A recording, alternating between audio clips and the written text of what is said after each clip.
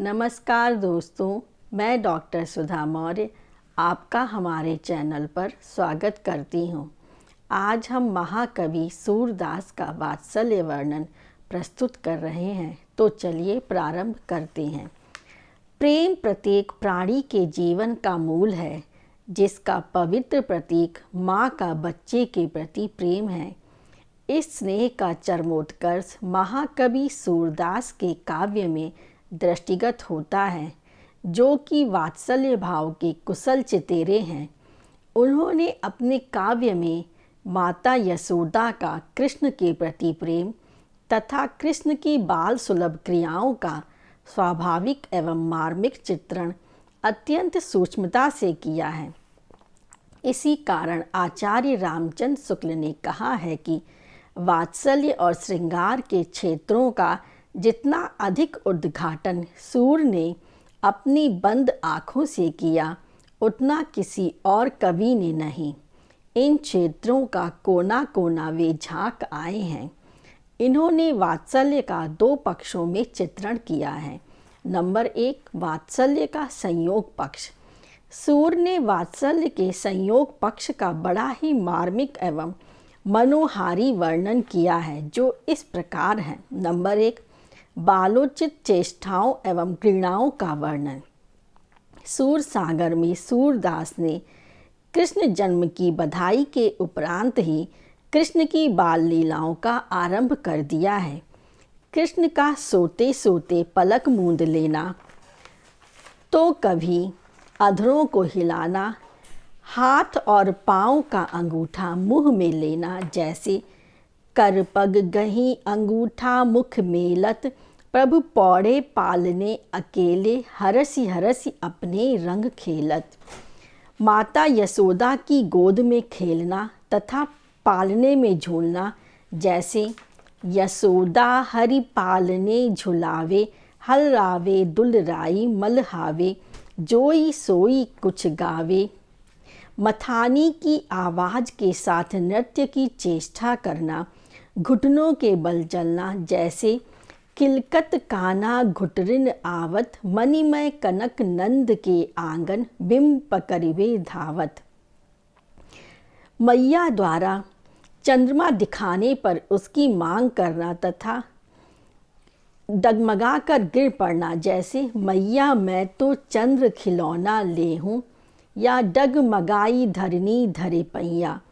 माखन चोरी के लिए भिन्न भिन्न बालोचित उपायों का प्रयोग करना इत्यादि अनेक बाल सुलभ क्रियाएं सूर सागर में वर्णित हैं, जो कि माता यशोदा एवं नंद के हृदय को आंदोलित करती हैं और उनमें एक सरस आनंद का प्रवाह उत्पन्न करती हैं। कृष्ण की ये क्रियाएं अत्यंत मनोहारी हैं तथा मातृ हृदय की भी बहुत मनोरम व्यंजना प्रस्तुत करती हैं। नंबर 2, बाल मनोभावों एवं अंतः प्रकृति का चित्रण।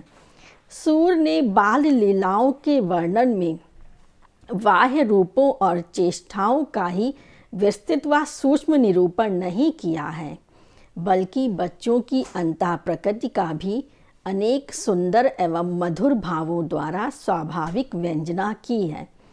कृष्ण में निहित प्रतिस्पर्धा के भाव की व्यंजना करते हुए कहते हैं, मैया कबही बढ़ेगी चोटी, कितनी बार मुहि दूध पिवत भई, यह अजहू है छोटी।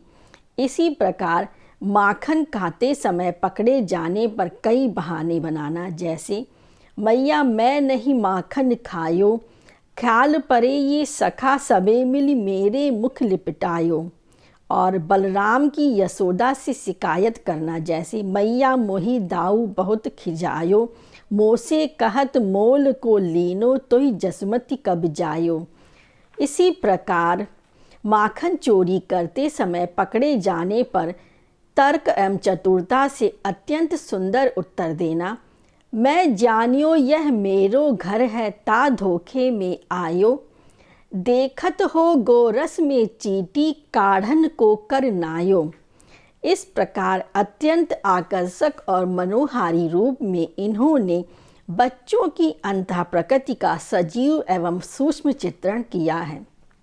नंबर 2, वात्सल्य का वियोग पक्ष।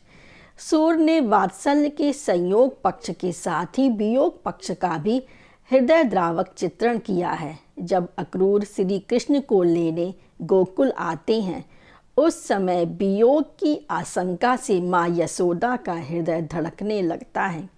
वे कहती हैं, कहा करे मेरे छगन मगन को नृप मधुपुरी बुलायो, सुफलक सुत मेरे प्राण हरन को काल रूप होई आयो।